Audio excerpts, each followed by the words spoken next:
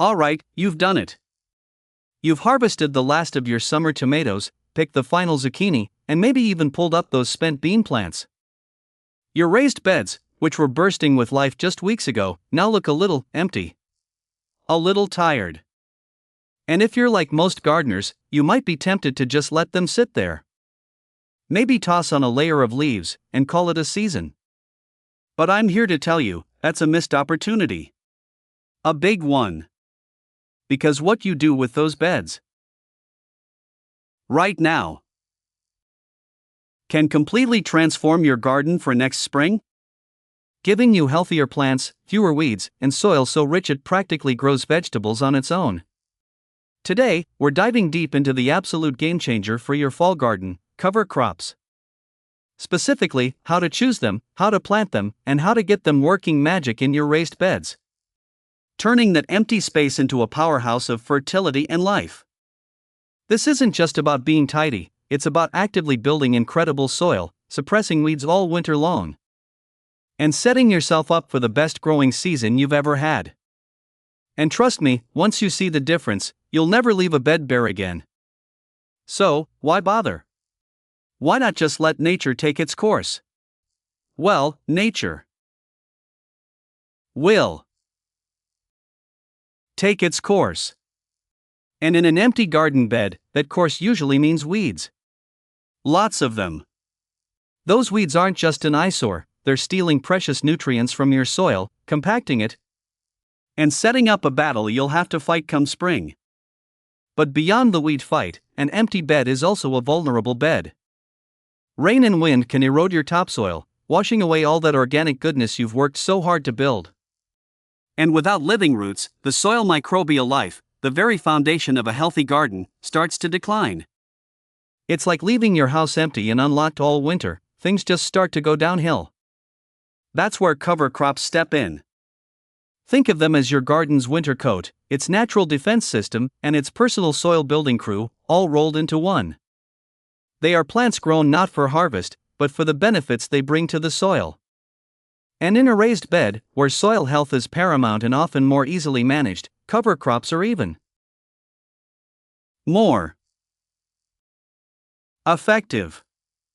They prevent erosion by holding the soil in place with their roots. They suppress weeds by outcompeting them for light and space. And most importantly, they are soil builders. Their roots break up compaction, bringing nutrients up from deeper layers, and when they're eventually turned into the soil, they add a massive amount of organic matter, feeding your microbes and improving soil structure. This isn't just a theory, I've seen my own raised beds, after years of cover cropping, become incredibly rich, dark, and crumbly, a true gardener's dream. Now, not all cover crops are created equal, especially for fall planting in a raised bed.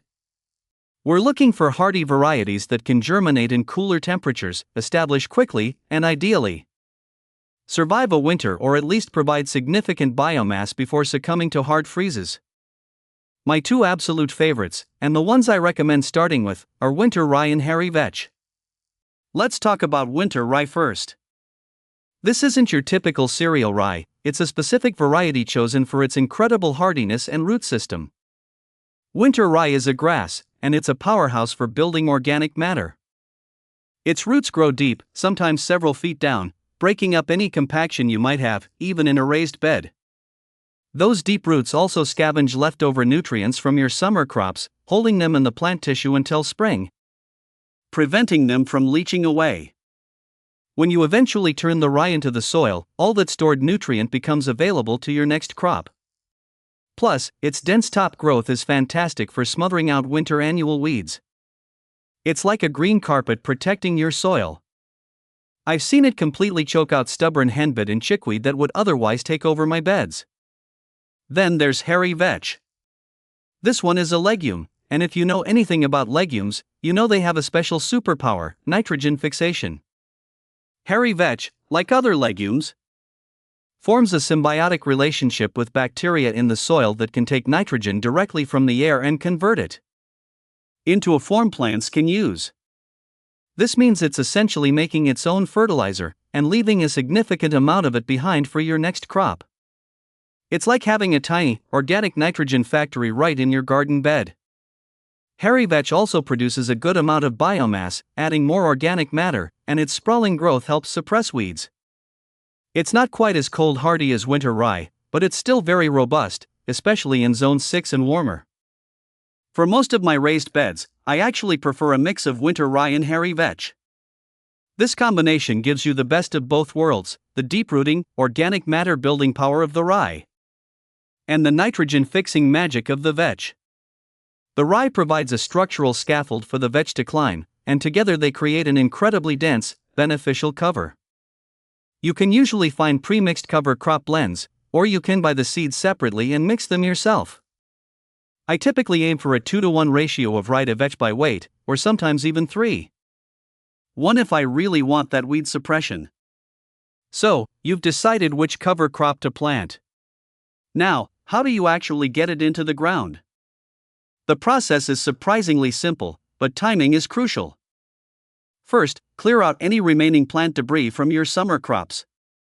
You don't need to be meticulous, but remove any large stems or old roots that might impede seeding. Give the surface of your raised bed a light raking, just enough to loosen the top inch or two of soil.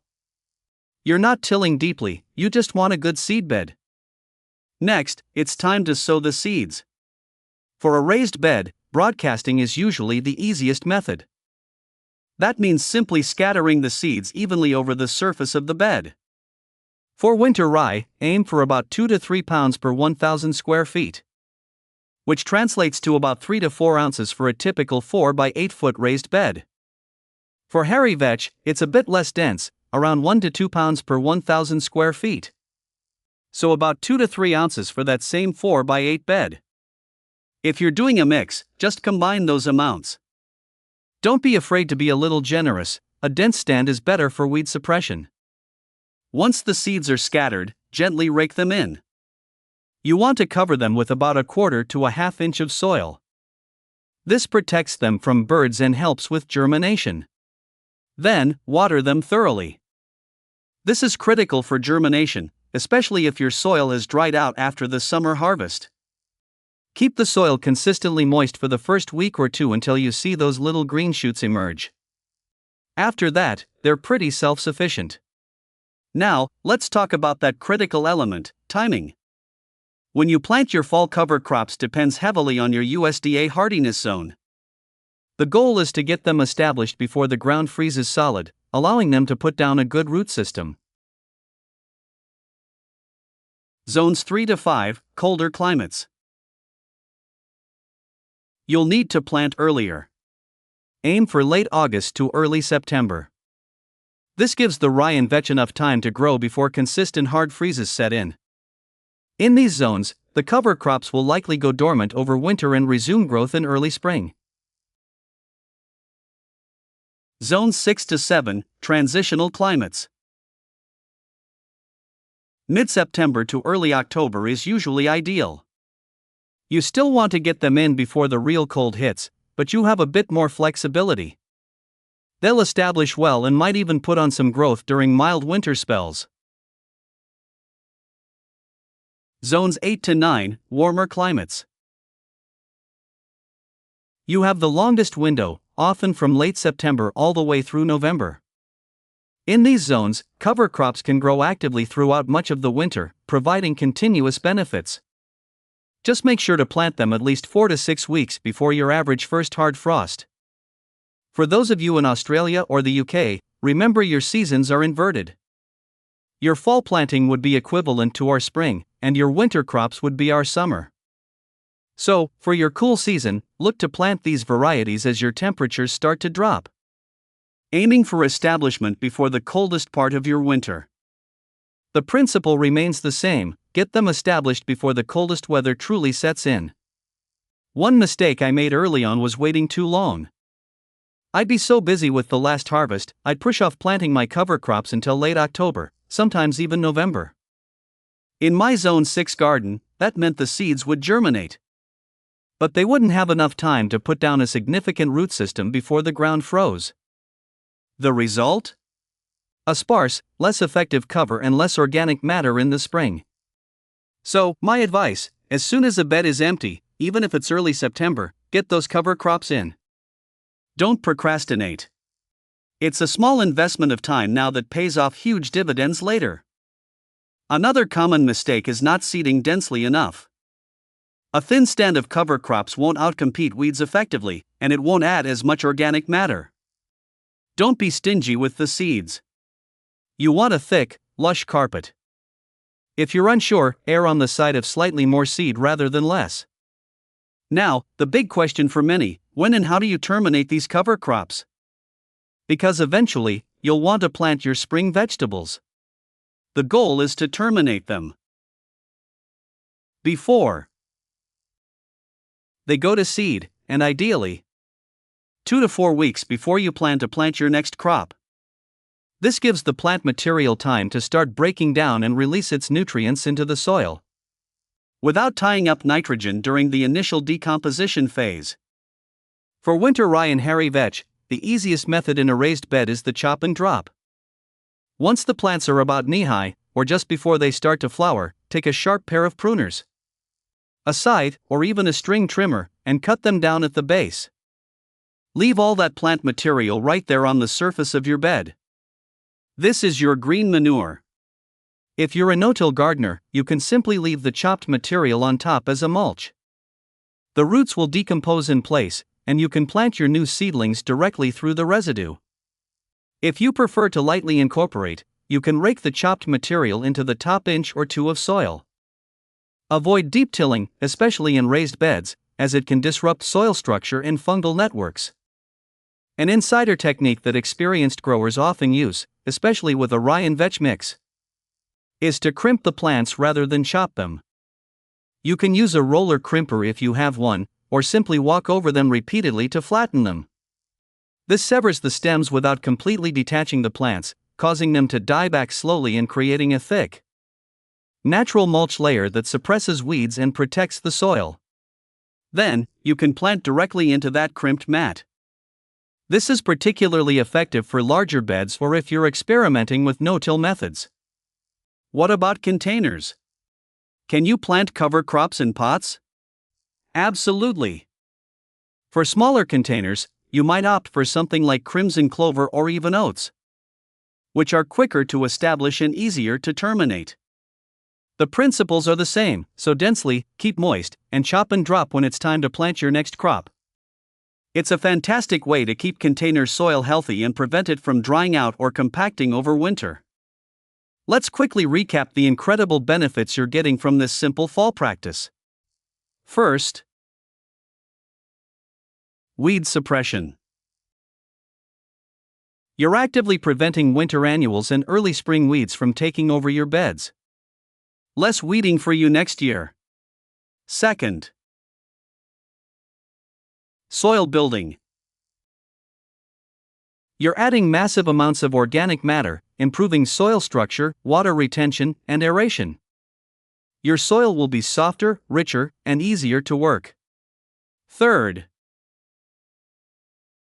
nutrient cycling. Winter rye scavenges nutrients, preventing leaching, while hairy vetch fixes atmospheric nitrogen, essentially fertilizing your beds for free. Fourth, erosion control. The dense root systems hold your precious topsoil in place, protecting it from winter rains and winds. And finally, supporting soil life. Living roots feed the beneficial microbes, fungi, and worms that are essential for a thriving garden ecosystem, keeping your soil alive and healthy through the dormant season. Imagine this: next spring, instead of facing a bed full of weeds and compacted, lifeless soil, you walk out to find a bed covered in a lush, green carpet. You chop it down, maybe add a little compost on top, and within a few weeks, you're planting your spring crops into the most fertile, friable soil you've ever had. That's the power of fall cover crops. It's not just about what you grow, it's about how you care for the soil that grows it. So, don't let those empty beds sit idly by this fall. Give them a job. Plant some winter rye, some hairy vetch, or a mix. Your soil and your future harvests will thank you for it. It's one of the simplest, most impactful things you can do for the long-term health and productivity of your raised bed garden. If you found this helpful, please hit that like button, it really helps the channel grow. And I'd love to hear from you. What cover crops do you use, or are you planning to use in your raised beds this fall? Let me know your USDA zone in the comments below. And if you want to keep building the best garden possible, make sure you're subscribed so you don't miss my next video, where we'll be diving into the secrets of DIY organic fertilizers you can make right in your backyard.